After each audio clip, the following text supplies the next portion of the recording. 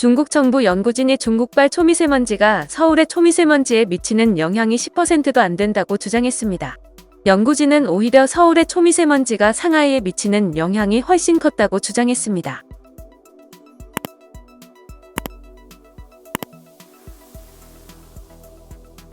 중국 연구진은 중국 환경관 측 최신호에 기고한 논문에서 2018년 11월 1에서 9일 한중간 초미세먼지의 이동을 분석했다며 베이징, 다른, 단둥 등 중국 동부 6시 도시와 서울의 대기 정보를 분석했다고 전했습니다.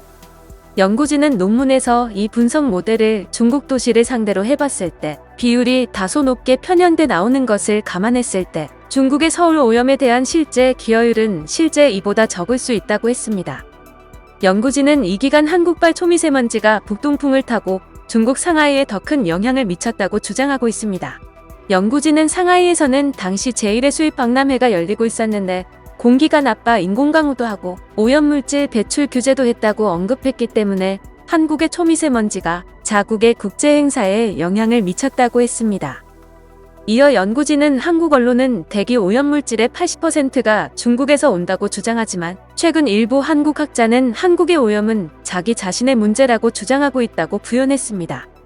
하지만 연구진은 왜 이 시기를 한정해 자료를 분석했는지에 대해서는 밝히지 않았습니다. 고농도 미세먼지 발생 시기는 통상 12에서 3월입니다. 중국발 초미세먼지가 논란이 되자 한중일은 공동연구를 벌여왔습니다.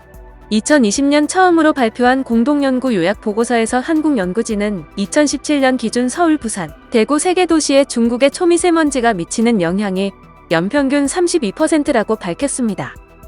한국에서 배출된 초미세먼지가 베이징, 상하이, 텐진, 칭다오, 선양, 다롄 등 중국 6개 도시에 미치는 영향을 2%였다고 당시 보고서로 밝힌 바 있습니다.